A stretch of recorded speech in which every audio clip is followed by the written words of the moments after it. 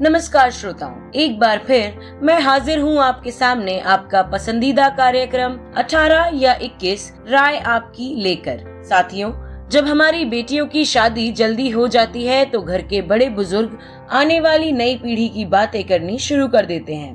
दादा दादी सोचते हैं चलो पोते की शादी तो देख ली, अब पर पोते या पोती को अपने गोद में खिला लूं तो जीवन धन्य हो जाए। मगर परिवार वाले ये नहीं सोचते कि जल्दी के चक्कर में बेटियों को किन किन परेशानियों का सामना करना पड़ता है। हमारे कार्यक्रम के माध्यम से कई श्रोताओं ने बेटियों के स्वास्थ्य से संबंधित सवाल हमारे साथ साझा किए, जिनका जवाब देने के लिए हमारे साथ मौजूद हैं रांची स्थित सदर अस्पताल की स्त्री रोग विशेषज्ञ डॉक्टर रश्मि प्रसाद। तो बिना समय गवाए आइए सुनते हैं हमारी साथी अमृता और डॉक्टर रश्मि के बीच हुई बातचीत के कुछ अंश।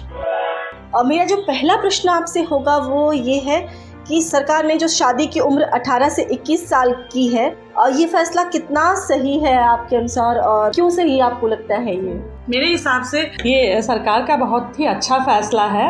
मुझे तो बहुत ही अच्छा लग रहा है। इससे क्या है कि औरतों को जो मर्द हैं उससे बराबर के अपॉर्चुनिटीज़ मिलेंगे और इससे और भी फ़ायदे हैं, जैसे सर्वाइकल कैंसर है, यदि एज बढ़ा देते हैं 18 से 21 तो उसका भी इंसिडेंस कम होने में इसका मदद मिलेगा। और फिर यदि शादी का जो एज है, जैसे आप लोग सब जानते हैं, लड़कियों पे जब वो कम उम्र में माँ बन जाती हैं तो बहुत सारी परेशानियाँ आती हैं, और हम यदि एज बढ़ा देते हैं तो ये कॉम्प्लिकेशंस कुछ हद तक कम हो सकते हैं, काफ़ी कम हो जाते हैं, और इससे काफ़ी लाभ होगा।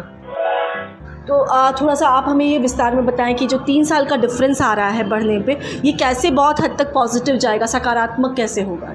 हाँ, जैसे कि यदि हम लड़कियों की शादी कम उम्र में कर देते हैं तो हम देखते हैं कि जो खून की कमी होती है, एनीमिया, इसके इंसिडेंस ज़्यादा हो जाते हैं। और यदि हम एज बढ़ा देते हैं तो खून की कमी ये काफ़ी तक दूर की हो जाती है, क्योंकि क्या होता है कि ये 3 साल का जो उम्र है 18 से 21, इसमें काफ़ी समय मिल जाता है, वो अपना एजुकेशन पूरा कर लेते हैं और काफ़ी उनको ज्ञान भी प्राप्त हो जाता है, क्योंकि डिले पहले शादी हो जाती है तो उनको नॉलेज भी नहीं मिल पाता है और अपने आप को तैयार भी नहीं वो हो पाते हैं शादी के लिए।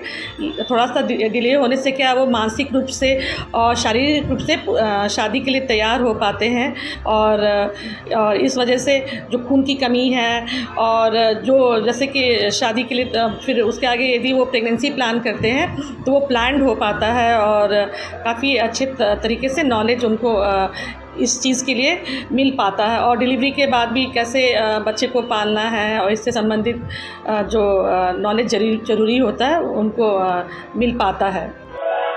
एक सवाल इसमें जो ये है कि मेजर कंसर्न ये कि अगर लड़कियों की या बच्चियों की शादी कम उम्र में हो जाती है तो क्या परेशानी देखने को मिलता है स्वास्थ्य के अनुसार? यदि लड़कियों की शादी कम उम्र में हो जाती है तो हम देखते हैं कि काफ़ी कॉम्प्लिकेशंस देखने को मिलते हैं। एक तो ये है कि यदि वो कम उम्र में माँ बन जाती हैं तो खून की कमी हो सकती है उनमें, और जो प्रेगनेंसी रिलेटेड कॉम्प्लिकेशंस हैं उनकी इंसिडेंस प्रेगनेंसी में काफ़ी बढ़ जाती है। वो अपने आप को तैयार भी नहीं हो पाती है माँ बनने के लिए, तो उनकी जो मानसिक स्थिति है, शारीरिक स्थिति है, तो काफ़ी सारे जो प्रॉब्लम्स देखने को मिलते हैं।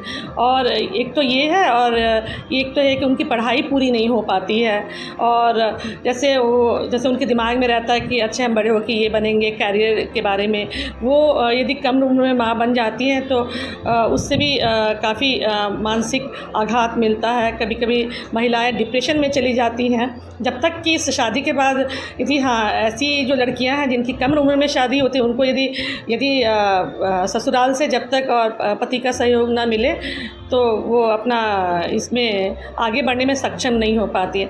तो सबसे बड़ा ये फ़ायदा है कि जो मैरिज का एज यदि डिले हो पाता है तो वो अपने मायके में अपने माँ बाप के सहयोग से, भाई बहन के सहयोग से जो करियर के बारे में, वो अपने रोज़गार के क्षेत्र में आगे बढ़ सकते हैं, अपने पैर पे वो खड़ी हो सकती हैं।